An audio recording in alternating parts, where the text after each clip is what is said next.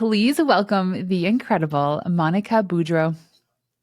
Thank you so much for having me, Renee. I am excited to finally get a chance to talk to you. You and I think we connected this summer over DMs on Instagram, and we've been going back and forth, but I'm excited to just finally get a chance to chat with you.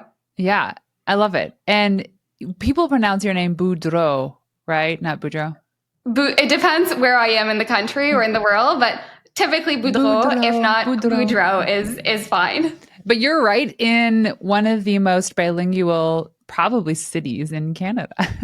I think we are. We definitely bilingual province, but I think city as well.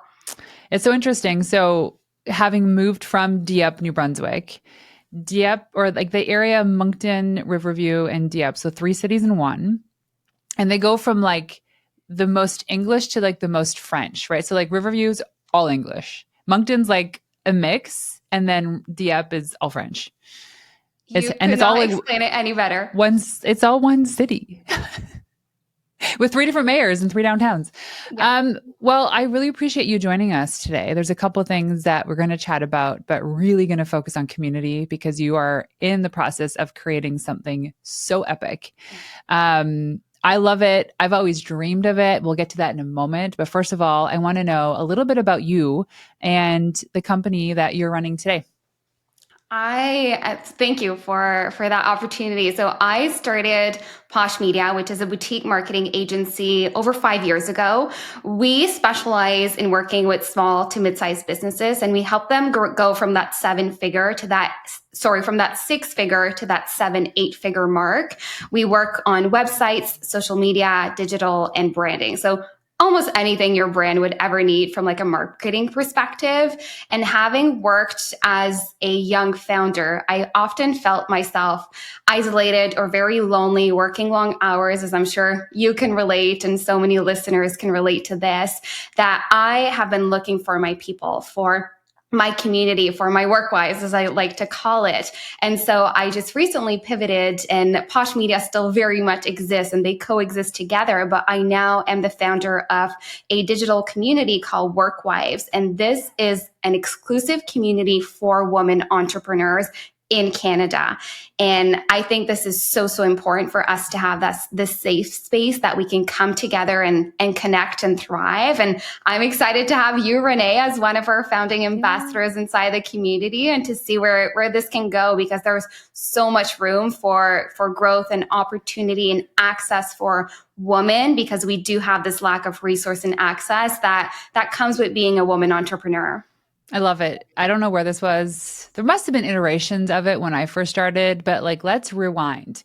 Going back to 2012, when I launched my last PR agency, we were working with funded tech companies from like the Bay Area. So it was always a bunch of dudes. Yeah. And I never knew where to go for advice. Luckily, locally, we had some really awesome entrepreneurs. Most of them were men that I could lean on. And I'm going to just call out one guy, Rich Gould. He is Moncton based, and he's actually Dan's lead designer, I think still to this day. He's the most gentle, kind-hearted, spirited person. Anytime I had an issue in business, I would kind of just walk over to his office because we shared the same floor in a building. And I knock on the door and I was like, Rich, I have questions about this. Can you help me out? Or this, can you help me out? Always pointing me in the right direction. But there was hardly a community that I felt the same level of comfort to just go and knock on someone's virtual door to say, hey, listen, I'm having an issue. I have to lay off somebody. Or, what is the best book I can read right now today about this specific issue? Like, that didn't exist. And I'm so honored that you asked me to become a founding ambassador for Work Wives, because I love the idea. It's like, what's the show on TV? There was a reality TV show about Sister Wives or something. I think so. It was about like being married to another woman, but it's about community. Yes. I think that's the name. Yeah. So I think of it like that, because we all know this. And Lindsay Schwartz says it best. You can't do life and business alone. There's no way. Nobody, you couldn't have, I couldn't have, nobody can get to their level of success without other people involved, whether it's a team, a coach, freelancers, you name it. But then we're also, especially if you want to grow, seeking advice from others. And as I say on this show, the best advice comes from somebody who has successfully done it before. And you've created this beautiful community, this growing community of women who are new and women who are experienced. So, on that note, what inspired you to put this together? I think your story, so many women can resonate with your story. And I share very similar experiences of not having a co-founder or not having woman entrepreneur in my life. I have a lot of male entrepreneurs in my life, and I'm very thankful and happy to have them around. But sometimes the conversations are different, right? The level of empathy that women bring to a conversation or the different challenges that we go through are very much different than our male entrepreneurs. So it's important that we have those spaces and those resources and access. And I felt from my experience that I did not have that. I searched high and low. I joined all your local chambers of commerce, your online organizations. I've been flying out to the States a lot to attend a lot of those networking groups. But we would be in big rooms with so many badass businesswomen, and we would be like 4 or 5 Canadians in there looking at each other, and we would always gravitate towards each other, right? We're Canadians, we're friendly, and we like to make connections. And then we would come back to Canada and didn't have that continuity. So we would meet in person, and in-person events are fantastic. Getting inside rooms are great. But what happens after that? That's only a weekend or a day, right? So this space is for you to continue those conversations and those connections and to have real life friendships. Our whole idea is to find your entrepreneurial soulmates. And I love that so much because it goes beyond just business. It's in life too. Okay, so where can people find this online? Just happen to be listening to it now and they want to search it. What's the URL for it? Workwives.co. And we're on social media at MyWorkWives. Cool. And what type of entrepreneurs are in it? Like people just starting, people making multi-millions? The beauty of it is we have the full spectrum. We have founders that are just starting out, that just incorporated their business, and we have some that have exited and scaled to 7, 8 figure and anywhere in between. I would say the average is around the 6-figure mark, but we also have founders from all industries and sectors, which creates this very rich community, right? So if you're a founder and you're looking for a lawyer or an accountant or a publicist, let's say, and you don't know where to turn to, you now have access to like this master directory, and it's trusted, vetted suppliers that you can work with or refer clients or friends or family members to. So yeah, it's definitely there are a lot of additional benefits that do come with your membership. Okay. So I'm assuming that a lot of women will show up and they'll share their wins. Yes. And they have their questions about setbacks and roadblocks. But what have been some of your failures or your setbacks in growing your Posh Media and then even newly founded Workwives that you can provide an example and then what you did to kind of overcome it? That's a great question. From my experience with Posh Media, I would say my biggest setback was two things. One was not hiring fast enough. I thought I could do all the things. I am a woman and we wear so many hats. And yes, I can send the email. Yes, I can do this. I can do all the things, but it's not the highest, best use of my time, right? So I had to learn to delegate, and I wish I would have learned that sooner. So I think that was my biggest challenge. The second one was the lack of community. I've worked the late nights. We all have. We've done all the things. We've missed the social events, the family gatherings to build a business that we love. And we're so proud to give back to our families and our communities and our team members, but not having anyone that understood or not having anyone who was going through the motions at the same time as I was or could help me. I think I definitely know I would have gotten there so much faster. And it is proven that women who are active in communities, I think it's Forbes that released it, women who are in active communities are 4 times more likely to actually reach higher levels of success in their business. So there's this direct correlation between both. Okay, so what do you think that is? What is it about women in community? It's so many things. It is not only women who are I think as human beings, you seek connections, right? You seek friendships. You seek people who are supporting you, but you also want to give back and support others. And that's what we're seeing oftentimes is, yes, we all have challenges. We all have obstacles to go over, but we also want to give back. Whether you're starting out or at the 7, 8 figure range in your business, you can support each other. And I think that's the beauty in it, is that wherever you're at on your journey, you can provide value and insights. Sometimes the fresh young entrepreneur has more ideas or is more open and has more creativity and like eagerness behind them, versus the more established entrepreneur. We're set in our ways. We've done things the same way for so many years, right? That sometimes we're so funnel vision and we don't necessarily see more ahead than we should. So having that mix and that exposure of both, I think is what has been so magical inside the community itself. I always find such honor in being able to provide advice, inspiration, or motivation to somebody else who's going through a challenge that I'd already been through. It also, in my mind, it reaffirms how far I've come. Because when we think about it, when we're in those moments in like that boiling hot water, and we're thinking, gosh, I must be the only person that's ever experienced this. This sucks. How long does this last? What do I got to do? I've been there. And to know how far I've come is so comforting too.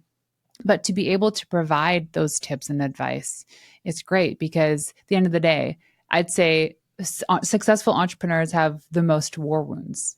And some of us talk about it, some of us don't.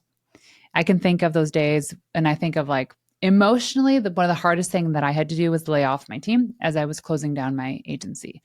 And we were a thriving agency, but I just had nothing left in me. I had nothing left. I was exhausted. I got in car accidents. I was eating like crap, sleeping like crap. And I just knew that I needed to shut down the business or sell it, because I started it when I was pregnant with my first son, and I had both my babies in the same year. And when I reflect back on those days, man, a solid community of women that could provide advice on either parenting or relationship or doing what I have to do in business would have been great. And instead, I just Googled things. Instead, I just allowed myself to just replay the stories in my head and anticipate what was going to happen in the future. Like, I didn't sleep for 2 weeks leading up to the day that I had to let people go. I would go to work without makeup on, which was unusual for me, not dressed up. And this was during like the Pantsuit Nation movement. So it's like, oh, just be your badass self. Thankfully, I could say, oh, Pantsuit Nation, hashtag. So I was showing up to work without makeup on. And it finally came out, and I had to let people go. And I didn't ask anybody any questions prior to that. I had my husband help me, but that's my husband. I'm his wife, so he wants to see the best for me in terms of our relationship. It would have been nice to be like, hey, girls, like has somebody been through this before? I need your help. Where do I go? Community is absolutely the most important thing. So I think back to the beginning of my career as it stands on this kind of stage. Twitter was really the only cool social network. There was no Mighty Network or Circle. There was no Facebook groups. There was no Facebook messages too. Everything was public. If you wanted to chat with somebody, Twitter was kind of like the only way we could create these little communities in direct messages. And we would actually create like in-person events. We're like, hey, on Friday at 3 p.m., we're meeting up we called them Partio Fridays. So we'd go to the patio on a Friday and we would just roll into the evenings from there. And we created community. And that's the chance I had over a pint of beer when I used to drink beer, chat with what would be mostly male entrepreneurs, advice on how to grow my business or face this challenge. And there's no shame in that. But also, it would have been nice if there were other women around. And to your point, community goes beyond just business, right? In life too. I'm sure there are a lot of mom listeners tuning in today, and you are a mom yourself. You know, to raise the kids and to have a family, you need a village around you to have all the things: the business, the marriage, the family, the picture perfect life, if you want to call it. And the same thing applies to your business. Oh yeah, the village. I always say, bring back the village. Like I had the other day, my friend Naomi, who is the mother of one of my son's friends. So this year, what happened at school was my oldest son, Max, went to a different school. He's gone to middle school now, which he was further enough that he could actually take the school bus this year. Last year, he was too close. He didn't qualify. But dropping him off was more convenient last year because I could drop him off on the way to dropping off my son. And it took like 30 minutes. But now his bus drop off at the end of the day is the same time my other son's school is done. And he goes to a private school, so we have to pick him up. And it's a challenge because we're always like 10 minutes late and we're scurrying to get there. The school is pretty, they're pretty good about it, but you never know.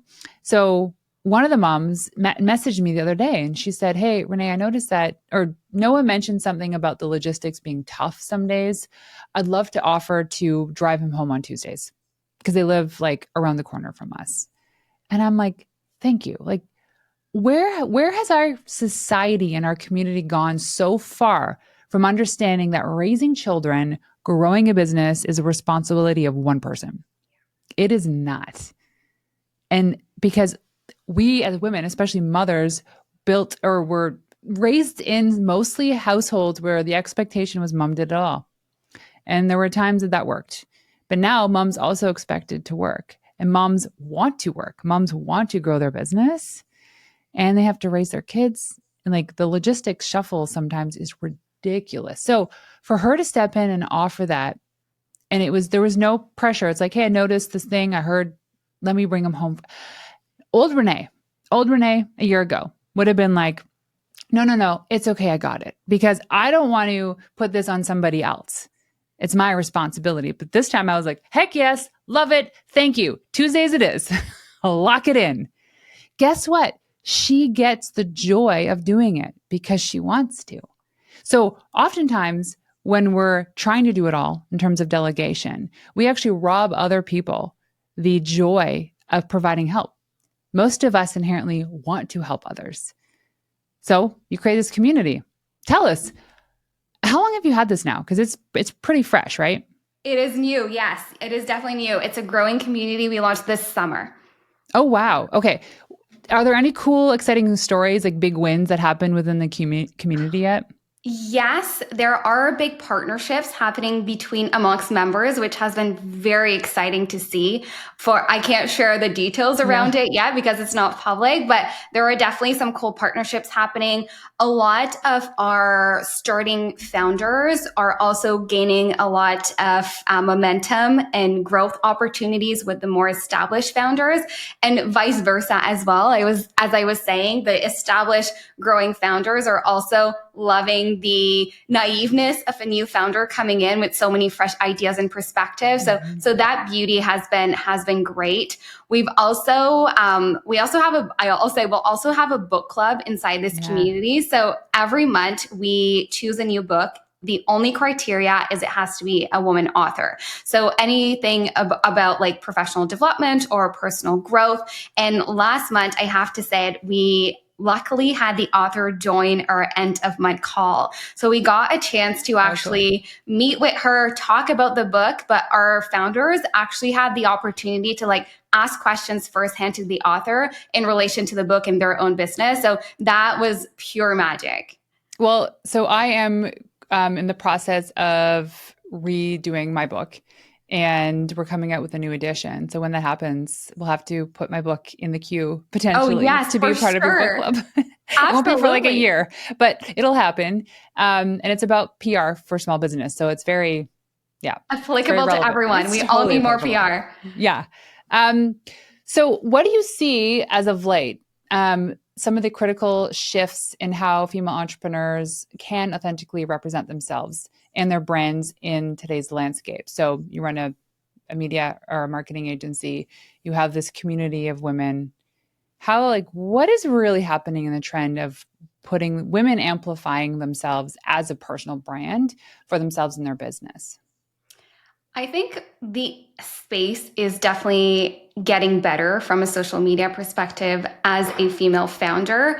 There is the expectation, however, to show up online at all times and to share all things. But it is so important as a founder to set your own boundaries before even showing up online. So I always tell my clients from a personal brand perspective, find 2 or 3 pillars that are very important for you to share, whether that's family, your business, and let's say cooking, and make sure those 3 pillars are the type of content that you provide to your community. Otherwise, you might fall into areas that you're not necessarily comfortable or ready to share in your life. So setting boundaries with yourself, I think, has been the biggest piece of advice that I've shared with my clients, and it has made them feel a bit more comfortable to show up online and to create a safe space where they have a community who's just like cheering them on, right? There's nothing better than that. Oh, yeah. I remember I posted a reel, gosh, not even a year ago. We'll just say a year ago for the sake of it. And it was the first time I actually felt confident enough to be like a little bit sexy, to be in my feminine, as I should say. I actually, yeah, I want to disassociate sexy from feminine. I was in my feminine. And it was a video that somebody took during one of my photo shoots. And so I had my styler. Oh my God, what's her name? Courtney was there. She was helping style me clothes and stuff, and she was taking videos. And as I was changing, I put on a jacket, and I only had my bra on because I was cold, and we were just waiting for the other shirt to be ready. And she's like, "No, just wear that." And I go, "Bra underneath my blazer." That's actually ends up being the cover of my podcast, that image. I said, that seems really inappropriate for business. She's like, just go with it. If you don't like it, you don't have to use the pictures. So I was like, okay. So I did. I looked at the video afterward and I thought, oh, like I look good. I'm going to post this on social media. So I built up the courage to do it. And I put a little like jaunt about inspiration, motivation, about like being your authentic self and all this stuff. And then one, like, it was all beautiful comments and likes and shares. And then one woman was like, she said something along the lines of, why do we think that in order to be confident, a woman has to be half naked online? I'm like, and then she said something else. Well, I didn't have to say a damn thing. My friends, my community jumped in and stood up for me. I was like, I was watching. I didn't say anything. I was watching these comments come up. I was like, they tore that woman a new butthole. They really did. And I'm like, I felt so good about myself that I was always authentically showing up as who I am, that I was nurturing my community, always checking in on people, that when these moments happen, I don't even have to do anything. I can sit back and watch my people go to work for me. That was so cool. It is the wildest feeling, but also like the best reward because you've worked so hard to build your community. And these are people who like trust you and want to be around you and want to lift you up. These are your supporters, your audience, right? So they definitely have your back, but you also have their back in return. Oh, and that's it. Like community building is all about reciprocity. It's, and I used to do this because when we lived in Toronto, gosh, years ago, I had a little group called Gen YTO. So this was like 2008, 2009, maybe 2009. And we would put on these monthly meetups. Like it went from being those partio meetups on a Friday to something a little bit more organized. And it was all based on our Twitter relationships. The last event we had, we rented out, we didn't even rent. I don't even know. Yeah, we did. We rented out a club on like a Wednesday night. And we charged whatever the fee was to get in was just to cover the costs. So there's no money out of pocket. We created this community.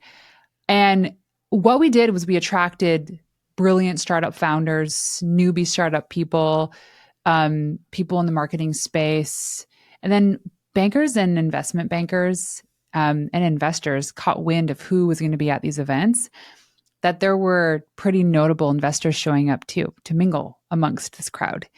And that last event, I think we had over 400 people show up. And it was just word of mouth. It was just, hey, we're doing this thing on this night. These are the people that are going to be there. And I remember getting text messages all night. Renee, the building's at capacity. When am I going to get in? And I'm like, I don't know. And I'd look over the ledge to look down at the street, and it was like a lineup. I was like, oh my God, we did that. That was so cool. But the reason why that happened was because we were kind, caring, nurturing people that attracted the right kind, caring, nurturing people. And if you weren't a cool person, you're out of the group. Like your energy is important. As I say, your vibe attracts your tribe and your tribe affects your energy. And it was so important that we were curating these people. We used to have a sign in our house that said, please be responsible for the energy that you bring into this room. And that's not something that's paraphrased from somebody else. But the point being was that how you show up is important to everybody else, but also yourself. And that attracts the goodness of other people. Any note on that about community building on your end? I love your note on the kindness aspect that you just shared, because I had three criteria going into building this community. And one was you had to be woman identified. You had to have a business in Canada or want to operate or tap into the Canadian market. And the reason for that, I'll just touch quickly, is because our laws are different, right? Our taxes are different, and conversations around those topics are different if you are in rooms in the States or in overseas than if you are in Canada. And the third criteria was that you had to be an owner. You had to own your business. Either you founded it or you had ownership in some part of the business. And we added a fourth in, and that is kindness. You have to want to show up with kindness and want the best for everyone around you. And I love how you touched on it too, because I think it is often overlooked, but it is the key to success for not only women in business, but entrepreneurs, period. And I'm seeing this too, this slight like evolution in women in business is that there used to be a time where we had to be like the mean, crude hustler to get any sort of respect. And it's so inauthentic to our nature. And now I'm seeing women just showing up like in their feminine and no excuses, just like this is who I am. And it's being accepted. And And celebrate it. And it's being celebrated. And then men, guess what they can do? Now they can dip into their feminine. And then now you're creating a place to work, a place to be that is more nurturing, more inclusive, where people can show up and like they can be going through crap at home, but they feel good where they are. That is like changing the workforce. It's changing the way we show up as entrepreneurs. It's changing the way we lead. And let me tell you, the earth has been cracked open and the feminine's coming out. And yes, and it is like one of the most beautiful things. And I know that this is 2025 is going to be a big year of transition for a lot. A lot of cool things happening. What are your predictions, especially around women in business and community building for the next like 6 months or 12 months? My predictions and hope, they go side by side, is just for more access to help women achieve the things they want to achieve. So whether that is building a business or skilling their team, or if they're fundraising and they want to they're looking for investors, I want women to have the tools that they need to excel in their business and to grow it to where they want to go, have their big business dreams happen, right? Oftentimes we're left behind. Doors are shut in our face. And my goal, which I will say is my projection because I want it to happen, is just to have more access and resources for women to thrive. Okay, so what does resources mean and what does access mean? Resources and access could be anything from a connection, making an introduction to someone who could open up a whole wide world of opportunities for someone in business. It could be access to funding or capital if you want to grow or scale or sell your business. It could be access to knowledge, different topics you want to grow your business in or areas that you need support in. It could be access to professionals. Sometimes we don't want to do it ourselves. We want to know the very basic, but hire professionals to do the things that we don't necessarily want to do, right? So access to every single area that you could imagine as a female founder. Which got me thinking, because when you're starting or growing a business, sometimes we don't know what we don't know. What do you think are some of the absolute crucial questions that female entrepreneurs need to be asking? Are you talking right at the beginning? Beginning, middle, like what are the questions they need to be asking in the community? Because I think a lot of us we show up and it's great. You've built Work Wives. It's beautiful. And we sit there thinking, oh, I don't know what to do. I don't know what questions to ask. But there are some fundamental questions we need to be asking to grow our businesses, to feel confident, to be motivated. What are they? I think that depends at what stage you're at in your business, right? But I always tell our members, I often get this question: how can I get the best experience, right, out of joining a community, whatever community that might be? And I always tell them, the more you show up, the more they will show up for you. So the more you pour into others, the more they will pour back into you. And I always encourage our members to go in, and that has just been a personal belief of mine for so many years, is to provide value and to pour into others as much as I can with no expectations in return. And the abundance does flow, right? It's the law of attraction. It's the universe that is working in our favor. So I always encourage our members to go in with this mindset and this attitude. And these are the members that have had the most success. I was listening to a podcast this morning. I'm looking at my list and oh gosh, I cannot find it, but it was so good. There was this gentleman who was interviewing a really notable news anchor. Can't remember her name. This was me working out this morning. Gosh darn it. I wish I would have saved it.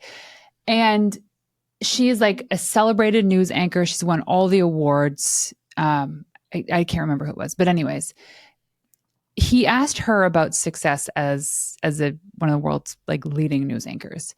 And here's what she said, which was to me pretty shocking because she's all about like equality and women's rights and all this stuff. She said, when you're young and you're hungry and you have little accountability, little things expected of you, you don't have a mortgage, you don't have kids, even like if that stuff was happening, the best thing you can do for yourself, for your career, is to be the first one in the office, the last one to leave, to be the first one providing assistance to your team, even if it's outside of your job description. And think about how this applies to business too. Like, I always go through my head, in like when you came to ask me, hey, Renee, I would be so honored to have you as a work wife. I thought, these are like honest to good truths I went through my head. And I'm so open book to share this. Have I achieved too much to be in this group? Am I too good for this group? What is required of me? Am I not good enough for this group? Will people actually want to listen to me? What do I have to provide? And so it reminds me of this interview and how I'm just going to show up. And when I have the capacity, I'm going to cheer people on. Because let me tell you, whether or not this woman's making more money than me or not, whether she's more successful than me or not, if we don't have those cheerleaders in our lives, we won't know if we're going in the right direction. We never do. So it is like affirmation that, hey, or not, or maybe they're like, hey, you know what? 2 degrees this way, Renee, that'll do better. So for me, in joining a community like this was really about how can I help another woman just live a better life, a more fulfilled life, a purpose-led life, a life of alignment. And even if I only have the capacity to jump in like once a week or a few times a month, I still see the notifications. When something is calling me, I will jump in. And there were a few occasions of that too, where I jumped in and chatted with people and we connected on social. So yeah, going back to like, what are the questions women need to be asking? Sometimes it could be as vague as, how can I do better? And you know what the killer question is? Everybody should be asking, how can I support you? Who cares if you just started out and you're talking to somebody who's making $3 million a month? How can I support you? You know who hit me up the other day? Danielle Laporte. Danielle Laporte is launching these gorgeous new planners. I know she has an incredible list of amazing friends, and she added me to this list of people to potentially bulk order her book. And I was like, so honored that I was one of these people. I'm like, I can't afford 500 copies of this book right now. And that's like bulk ordering is in the hundreds. But I'm like, what's the minimum that is required? And let me see if I can make this work. So when somebody asks you something or asks of you of something, it's an honor to be asked. And I think we need to reflect back on that. If you make it into the Work Wives community, we should be honored that we're there, regardless if we don't know what the heck we're doing. Guess what? Nobody does. And to your right? point, it doesn't matter where you are in business. I think we get to certain levels that we're starting out again. So let's say you just launched a business and you get to the six-figure business. Then you start out with a whole new set of challenges. So you're in this new phase again in your business. And the same thing happens at seven-figure and eight-figure, whatever your milestones are in your business. We're constantly starting out again as we hit new milestones with I new love that. challenges, new opportunities. I love that. No, go on. We're starting out. Yep. Go on. Like you think about like a female entrepreneur that's crushing it and now she's expecting her first baby. New level. Exactly. How do Mhm. you, and having access to women at certain times in life. That's why I always tell our members, it's more, work wives is more a mindset. It's a lifestyle. It's not a temporary thing because you need them when at different stages of your life. And it might be when you don't even think you need your work wives around. If you're going through a hard time, we don't always anticipate the challenges, right? So how do we turn a challenge into an opportunity? And that's where we go and turn to our community wherever they may be. So how do you teach women the inspiration, the motivation to actually ask for help? Because I can think of like, say I'm showing up as a newbie. And by the way, props to all the newbies out there, because that is a massive step. And they have a like an aching question for somebody who might be too busy for them. For me, it's like Cody Sanchez. She's got like 2 million followers on Instagram. Um, I have questions for her. How would you encourage me to actually just ask the question? I think it was Kamala Harris. I saw a recent reel, I think it was her recently, talking to those two young girls about the fear. It was on the fear of public speaking. Have you seen this reel that I'm No, talking about? no. So she was educating them about those two young girls ask, where does she get the courage to speak so publicly and so fearlessly and courageously in front of a crowd?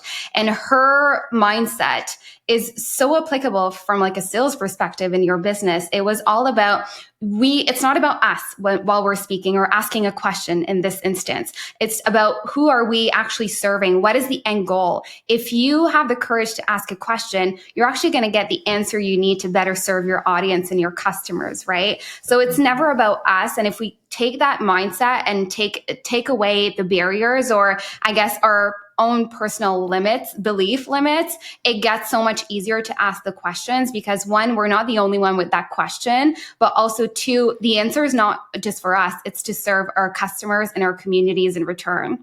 Ooh, I like that. Okay, so the answer isn't just for us. And that is why publicly asking these questions in the community is so important. Here at Martell Media, and this is not just here, but they say ask better questions, get better answers, obviously. But you have to start somewhere. Like I will tell you, sometimes I've asked the stupidest questions of people I admire. And I'm like, God, Renee, that was stupid. But guess what? I did it. I built the courage to do it. And I get a ton of DMs of people asking me questions, like divulging their life story about this predicament they're in. And I answer every single DM, unless you're some cheesy bot. I talk to everybody. And it might just be a heart or a hug or you got this, acknowledging the fact that these are humans that are living a life that we don't understand. We never understand. And so for me, in being inspired to ask questions is like, just do it. And because when you do it, you'll get an answer that might completely change your direction, completely change your life. And what an honor it is to get a reply from somebody too. I think it is really about asking questions, but also about asking for help. So let's go into that. How do more women ask for help? And I just want to go back. The way you and I met, it very much falls aligned with what you're saying. I reached out to you via a cold DM on Instagram, and we definitely run in similar communities and circles. So I've been following your journey from afar for some time. But I wanted to find some established businesswomen in all different areas of our country, but also different industries.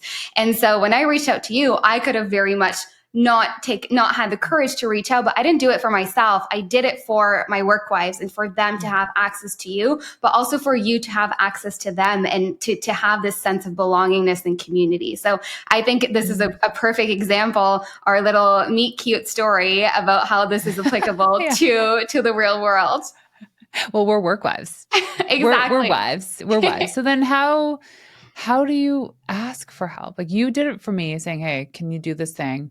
And I'm like, "Whoa, like this is cool. This is so cool. I love it." First of all, total sidebar on this, but how I turned it into, yes, this will be really good for especially your community, but listeners is I get asked a lot to do these things, a lot to do summits, a lot to, and there was something about you. And because it all comes back to that. I didn't know who you are. I really didn't. Canadian chick, I was like, already, okay, you got my attention because there's not too many of us, but there's enough. You live on the East Coast. So we're like, same town we just moved out of. So got that. But also, you do show up authentically. And I can see BS from a mile away. And I'd never sniffed that out in you. I was like, okay, this is a woman who's actually doing something. And I want to be a part of that. And the way you show up online. And I said, absolutely. So in the world of PR, this is the ultimate resume to success is you have to have a social media presence. You got to show up as much as you can daily. I do stories all the time. It might be one day where I'm just walking my dog, but there's something there. And sharing your success. And so that's how it happened for me because I just kind of creeped you a little bit and I said, "Oh yeah, I actually do like her. I think she's adorable and she seems to be a hustler." So 100%. So going back to asking for help, how do we do it? It's one, you need the courage to ask for help, but you need to understand your business goals. I think as a founder, if you see the vision very clear, you will take the courage to ask for help. Sometimes you need an introduction. So you need, again, going back to your community, you need access to people who can open doors for you, because if we do it on our own, you can, but it will take you a darn long time to get to where you want to go, versus if you ask for help, you will get to that end result so much faster. And it's all about getting there faster so you can achieve more big business dreams and build more goals for yourself and your business, right? And your team too. So that would be my advice, would definitely be to ask for help, tap into your community, or ask people in your immediate community for help outside of their community, or just send a cold DM like I did. You never know what door that will open.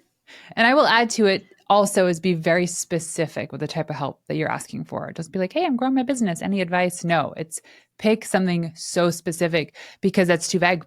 I remember sitting in a mastermind across the table from Amy Porterfield, who is the queen of list building, as we know.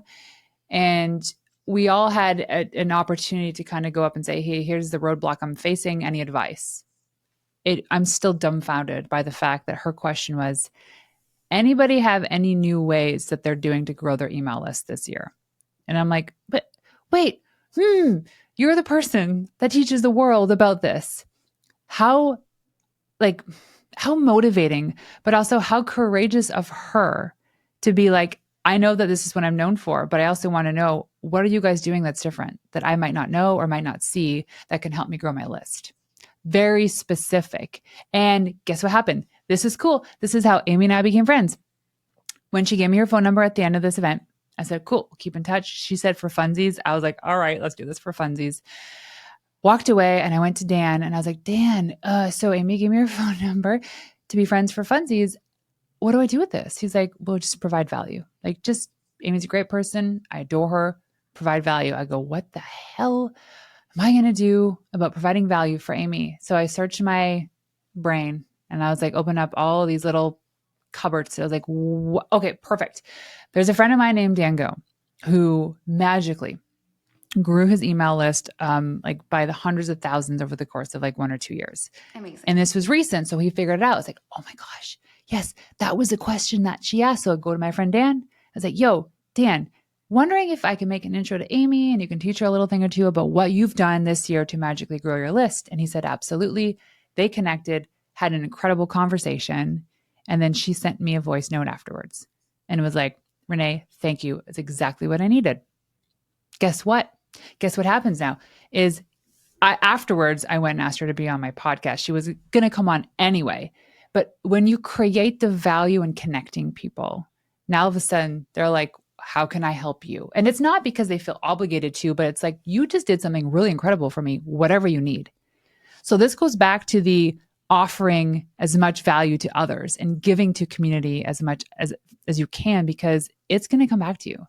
And you don't know what you need yet, because hopefully you're growing. But when you get to level 10, it's like, oh, who here is at level 11? I need your help. Yeah. It's like, And sign me I'll up. also add to that, do your research before reaching out to someone, because oftentimes very obvious questions can be answered through like freebies that they have available to their community. So do your research and make sure that you're asking the right question for the right person. Yeah. Oh, yeah. I did that for sure. And most people have this stuff available online. Kind of like in the world of PR, before you go pitch a podcast host or a journalist, you always figure out where they are in the world, if they're traveling or not, but also what's going on. So if you have a burning question to ask anybody, even if it's you or me, is do the research. Make sure that they are the right person to ask this question, and then be very specific about it. Okay, so anything you want to add to the conversation? If there's one thing I can leave your listeners with, would just be to find, I'll restart that. If there's one thing I can leave your community with, would be to find people that can help support them in their big business dreams. And I always come back to this because collaboration goes so much further than competition. And even if they're in the same industry as you are, there is a world where you two can work together collaboratively, where you can both achieve the dreams that you're going after, because there is enough room in business for everyone to go around. Yeah, that's the abundance mindset. And that Yes. was one of the toughest things for me to actually understand, because I thought that there was just one pool and there was a limit to this pool and there was no more possibility outside of that. And what I realized is that just like energy, that we create energy, we also create abundance. So the more that we can live in a world of abundance, money, mindset, health, relationships, whatever that is, the more we inspire others to understand that there is so much possibility. It is endless. It goes on and on and on. And the more that we create that abundance, the more it kind of generates itself as well. I love that. Okay, so I have one last question for you. When I ask you what it means to be a wild woman, what is that to you? Oh, I love this question.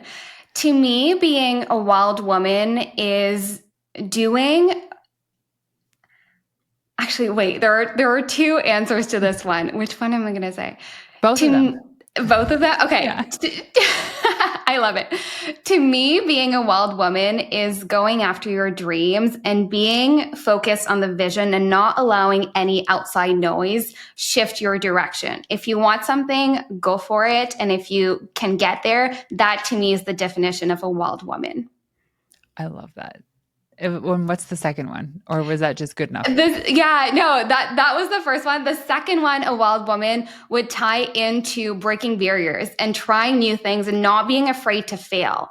I feel like you in business and in life in general, if you don't fail, you're not growing. So it's often important to feel like a newbie in a new area of your business, because that means that you're in this realm of growth, or where there's opportunity for you to continue to become a better person, a better leader, and a better business owner. Ooh, I love it. Oh, so good. Okay. So, Monica, if people want to go online to find you or hear more about Workwives, where can they go? For Workwives, anyone can go to workwives.co, or we are on Instagram and LinkedIn at My Workwives. And personally, you can find me on LinkedIn or Instagram at Mon Boudreau. Love it. Well, thank you so much for joining us today. Thanks for having me, Renee. I had such a great chat with you.